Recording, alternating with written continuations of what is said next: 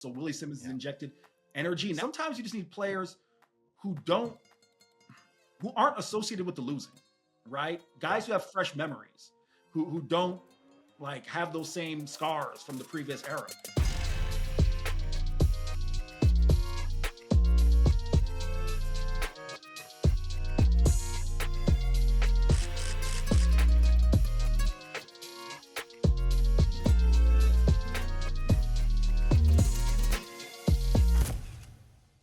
All right, hello. Welcome back to another episode of Tranquilo Sports. We are here, week 2 in the book for college football, and we are joined by a very, very special guest. He is the 247 beat writer for the Texas Longhorns. He was an old colleague of Andre and I's at the Shula Bowl podcast. We are joined, the legend himself, Mr. Eric Henry. Welcome to the show.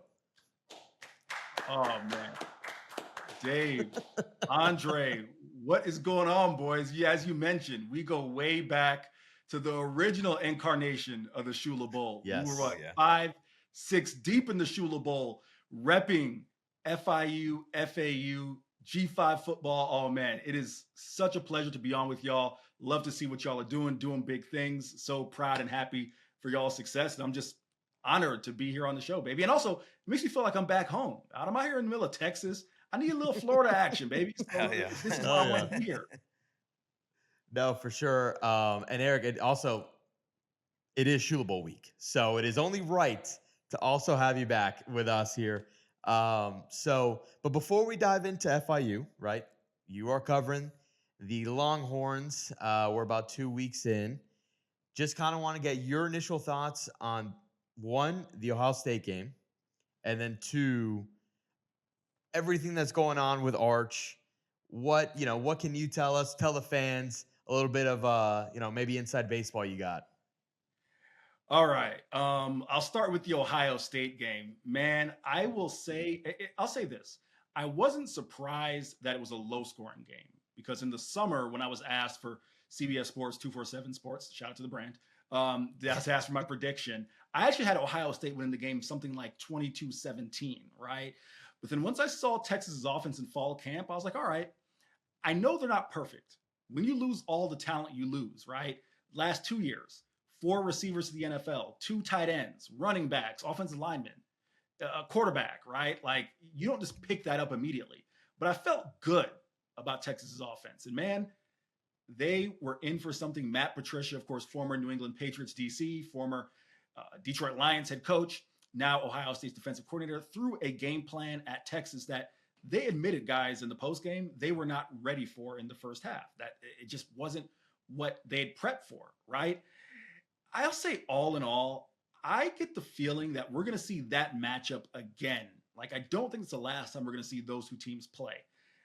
Texas had their chances, all right? Like, I won't rehash the whole game, but you guys know arguably the biggest plays of the game. Let's start with 4th and 1 on the Ohio State goal line. QB sneak, which you're 6'4", 220-pound quarterback, and you get stuffed, right? Like, if you pick that up, that's 7 points right there. Maybe you're talking about a tie ball game. Arch Manning, you asked about Arch, right? It was his first road start. For all the hype, all of the conversation on Arch Manning, it's easy to lose sight of the fact that he only started 2 games last year and they both were at home, right? First road start, 107,000 people at Ohio State. He was composed, but guys, like, there's a reason the internet went crazy because he had throwing balls in the dirt, throwing balls at Ryan Wingo's knees, right? Throwing balls behind Ryan Wingo.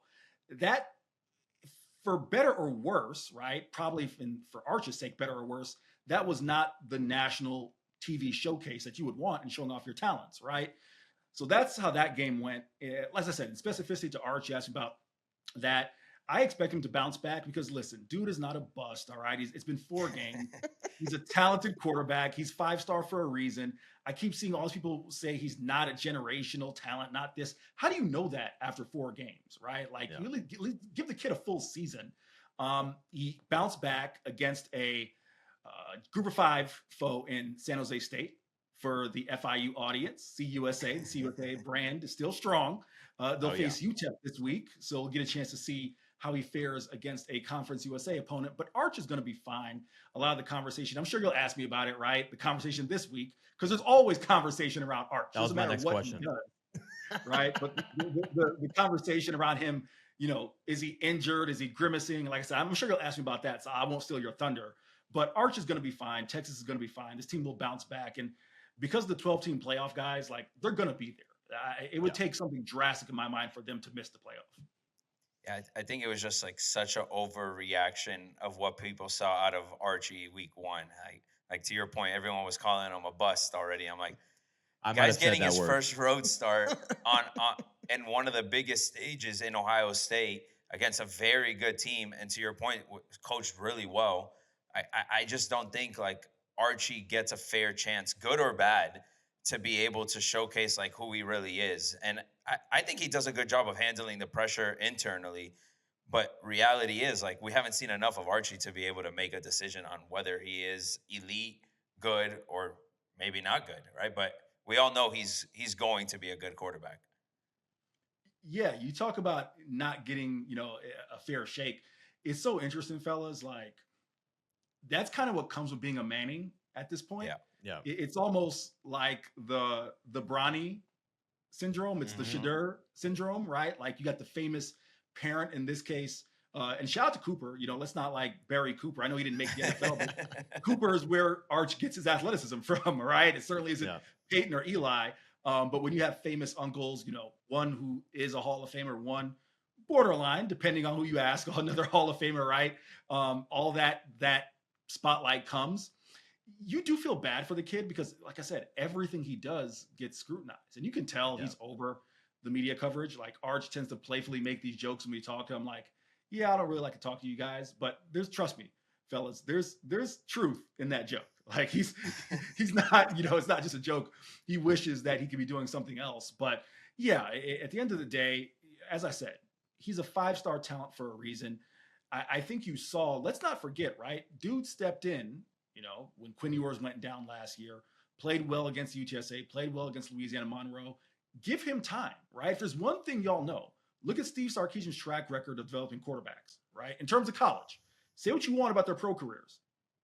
Matt Leinart, Carson Palmer. You turned Mac Jones into a first-round pick, right?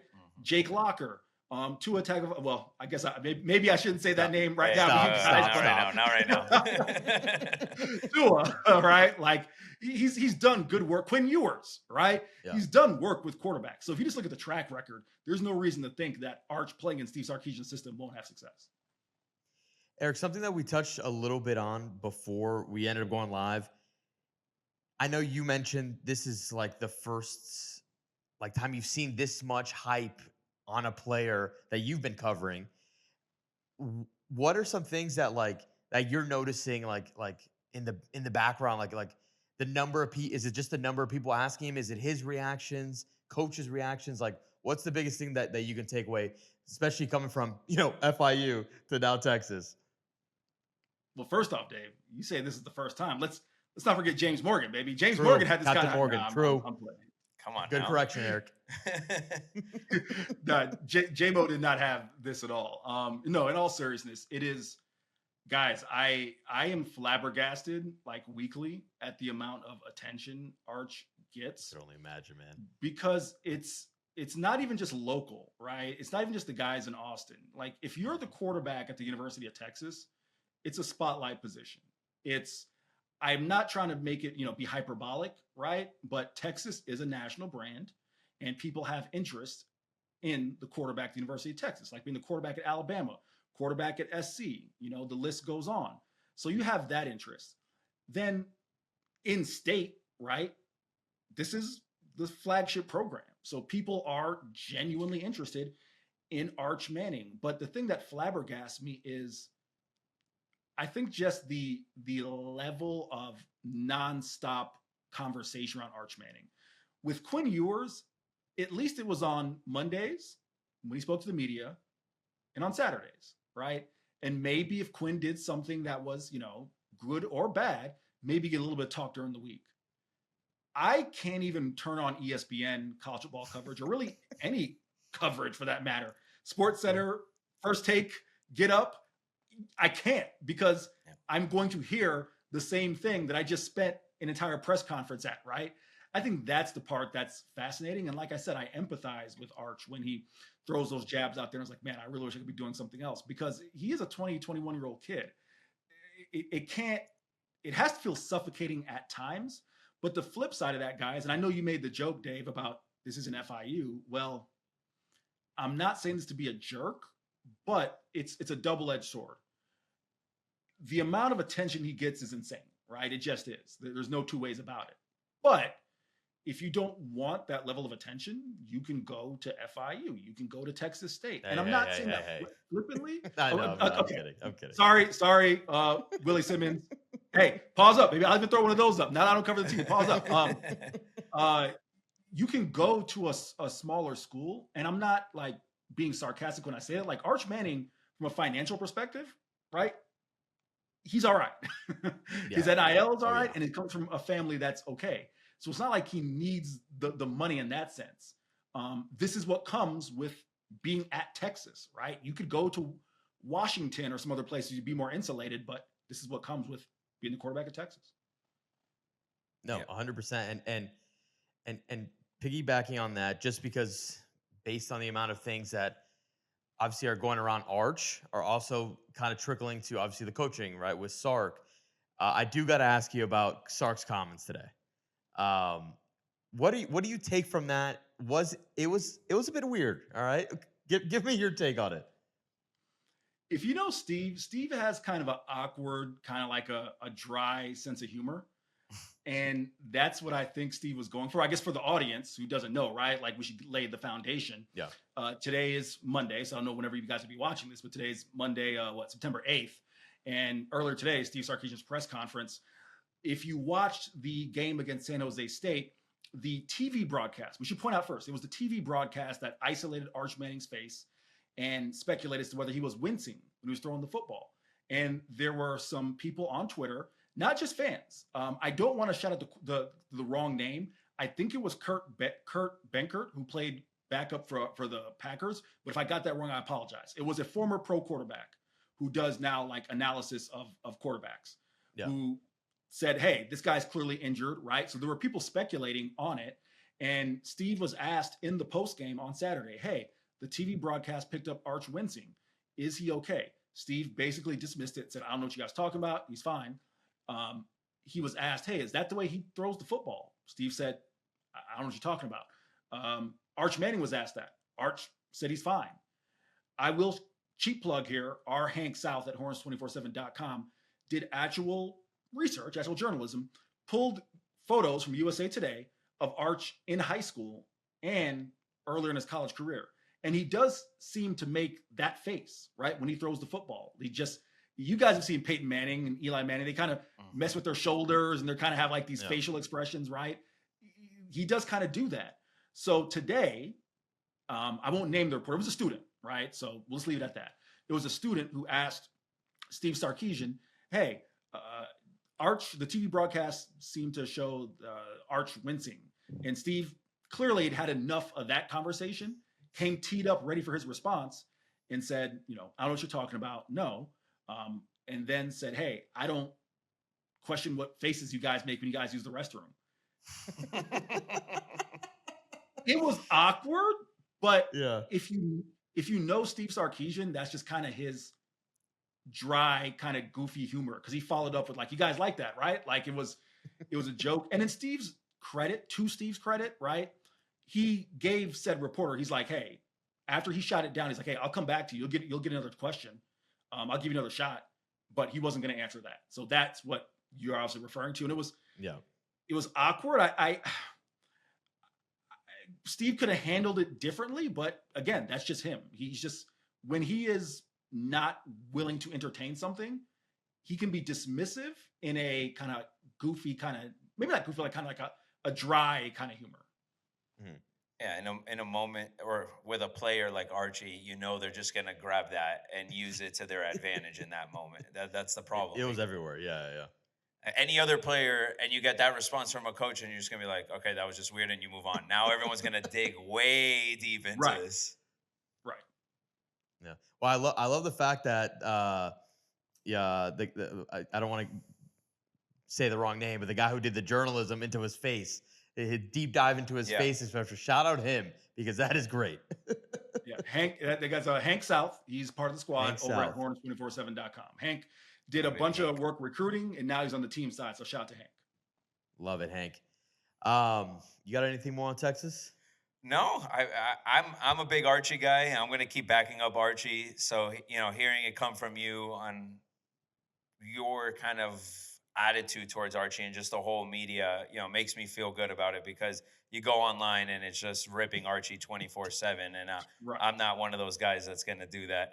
I know this guy over here after week one was jumping off the Archie train. I was Eric, full disclosure, I was in the chat. I was in our Tranquilo chat. And I was just like, I was like, dude, this guy sucks. Yeah. I'm like, I'm not going to play that game yet. Just like I'm not going to play that the Dolphins suck.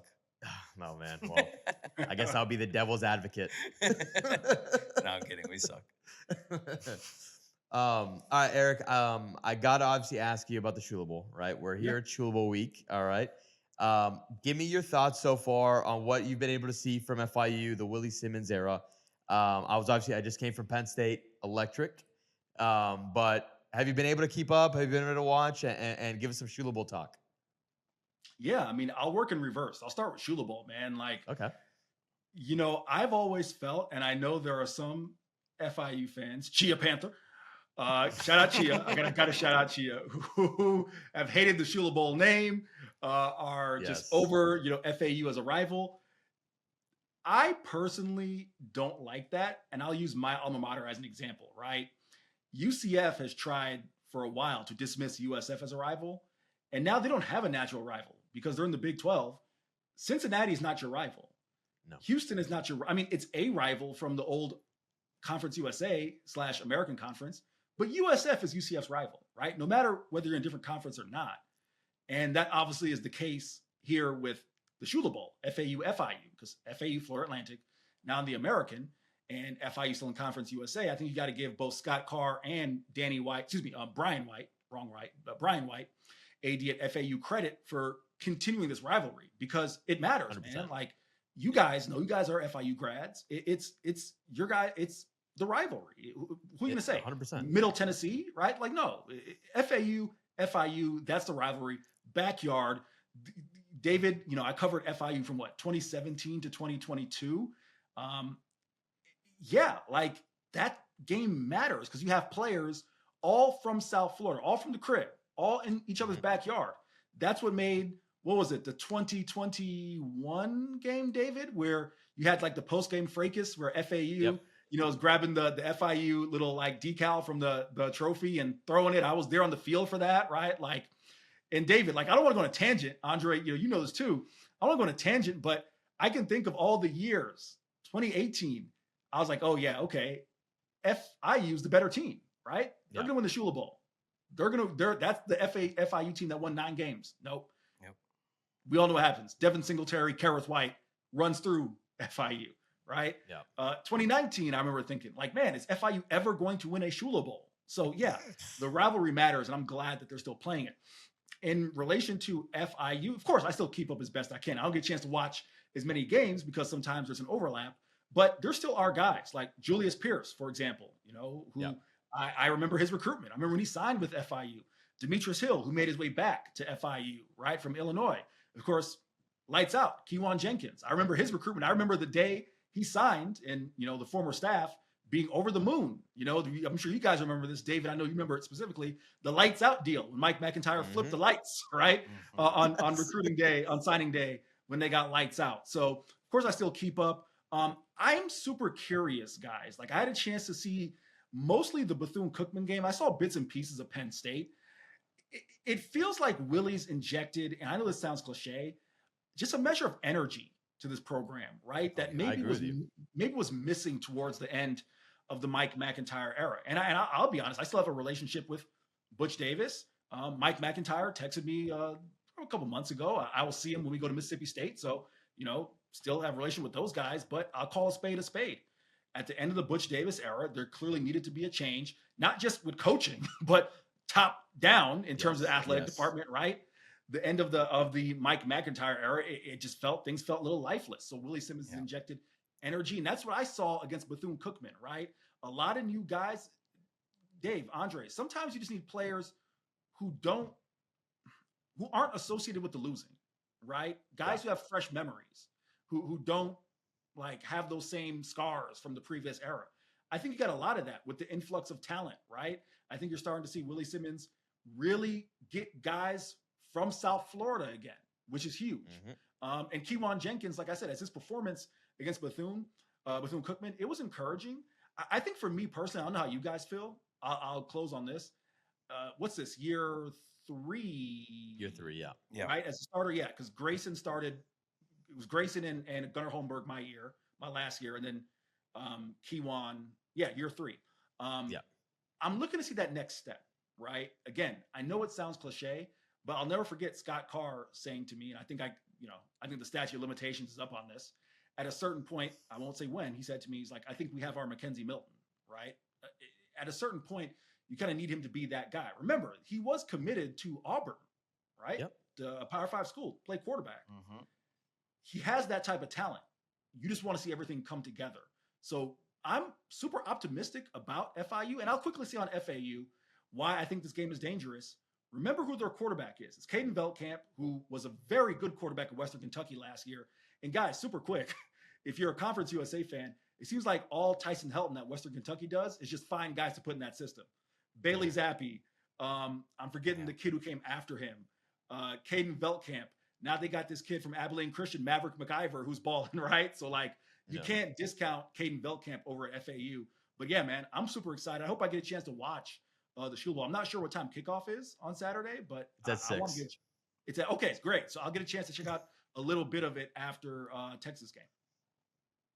Awesome. No, I piggybacking on a few things you said. The Willie thing, the culture change, the energy, it's you can see it just from the start already. I mean, we've had the chance to talk with him.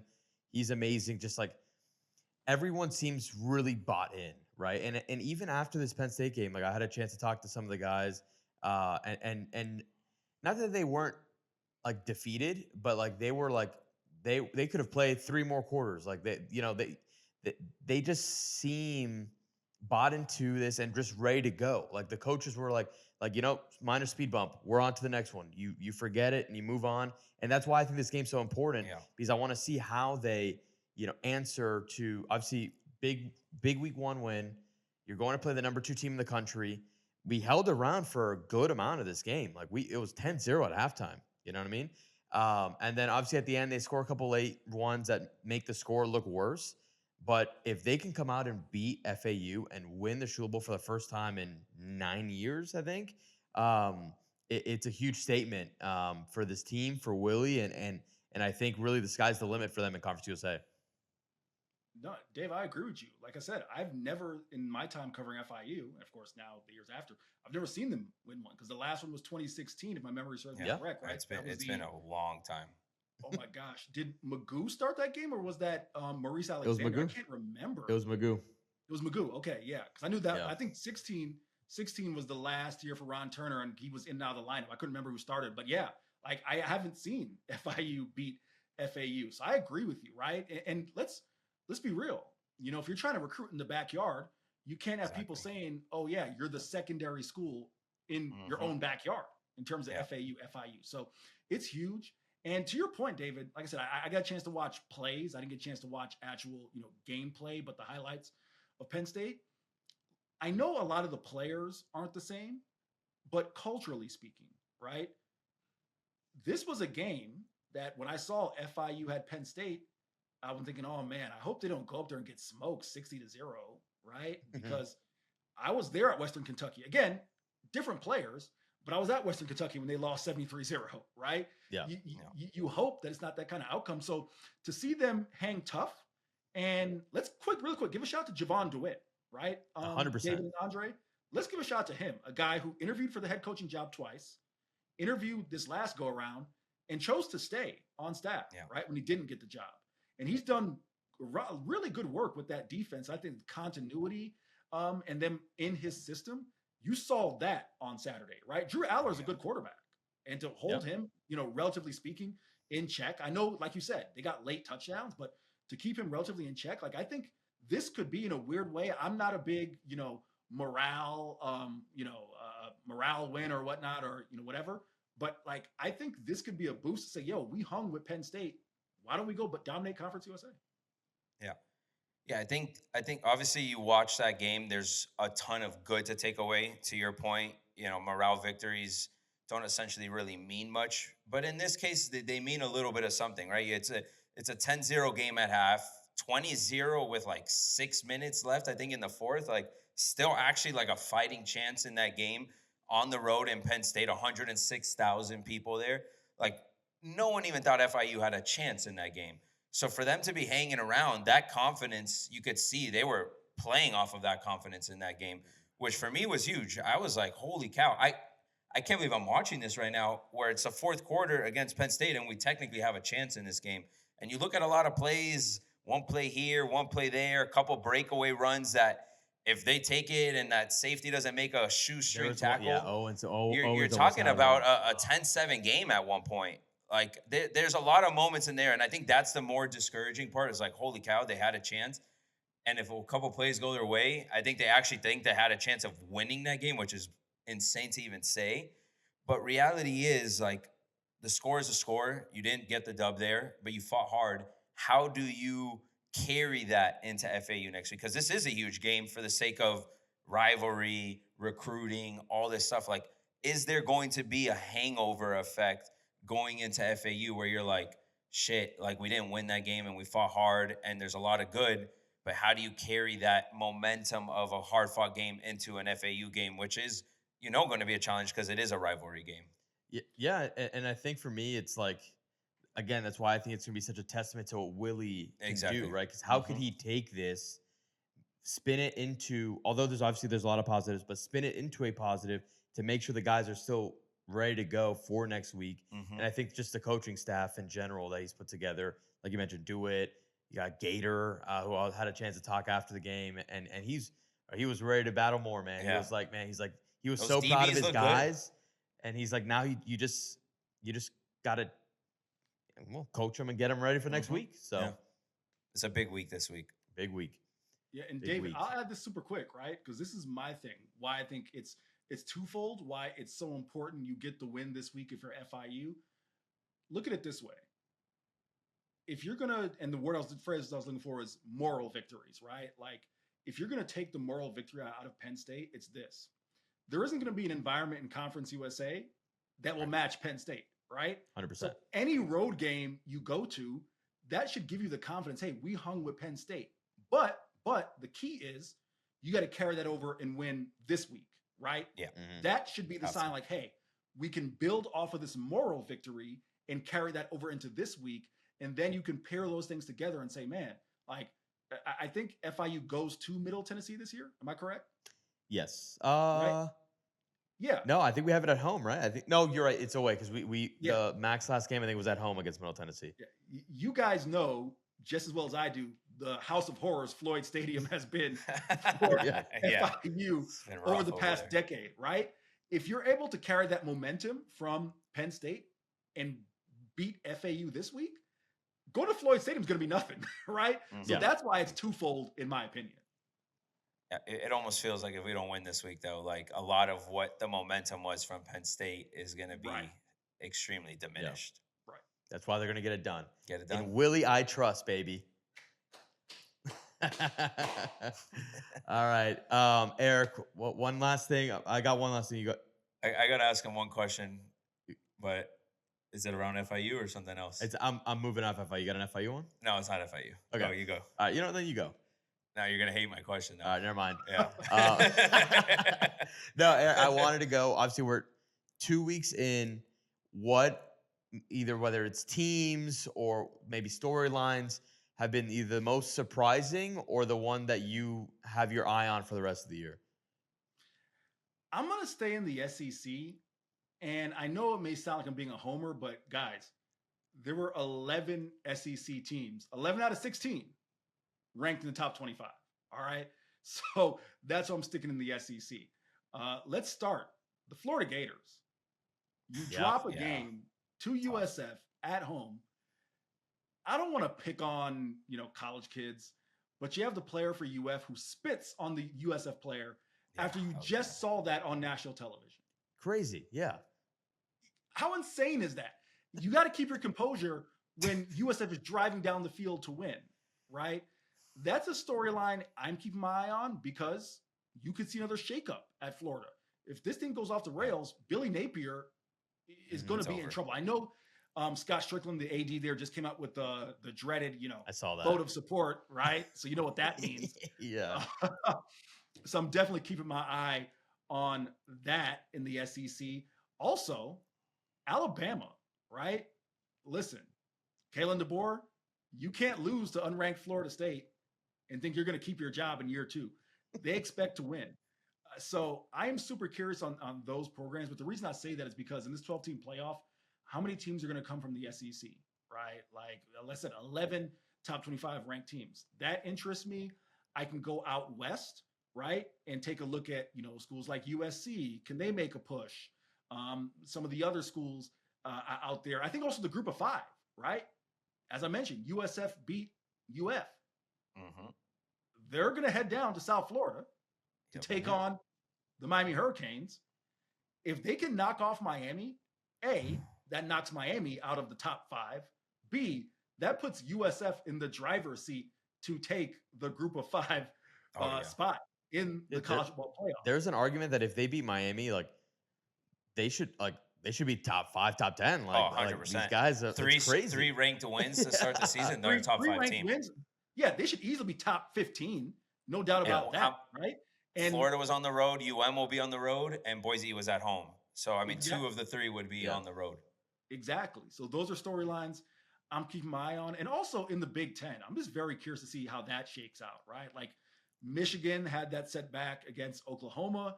Can they bounce back? Of course, Ohio State, they get the big time win. Julian saying, I don't want to say he has the cheat code, but guys, he has the cheat code from the crib, from South Florida in Jeremiah Smith, right? Just throw the ball in his direction. You're going to be good. So definitely keep my eye on a lot of those. But like I said, the SEC, I'm not being an SEC homer. It's just that as long as the SEC is prioritized and you have so many teams ranked in the top 25, they're going to get all those chances at 3, 4, maybe 5 bids possibly. You never know in terms of the college football playoff.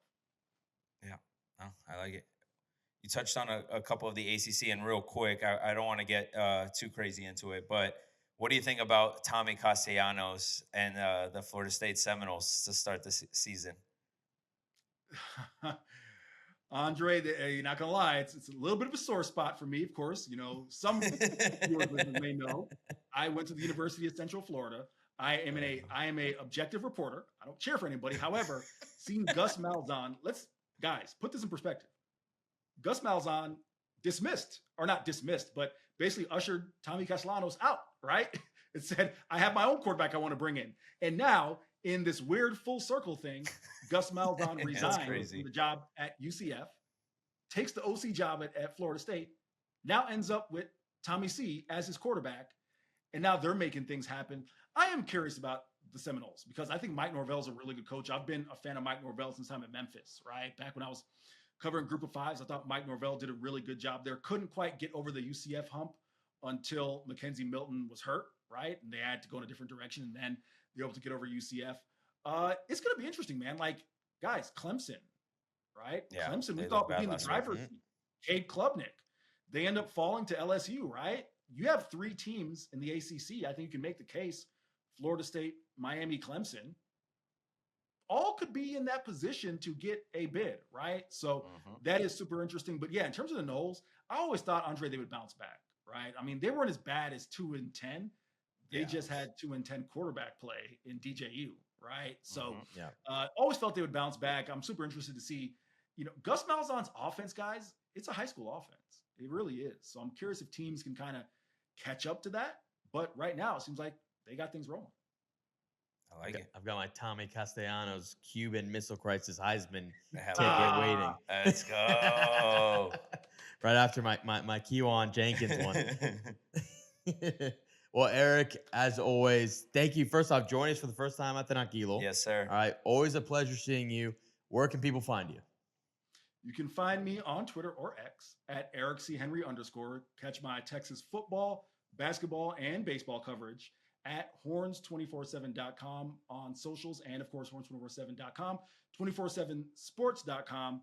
And you can catch me local radio if you happen to be in Austin, like my guy Dave Hondo will be.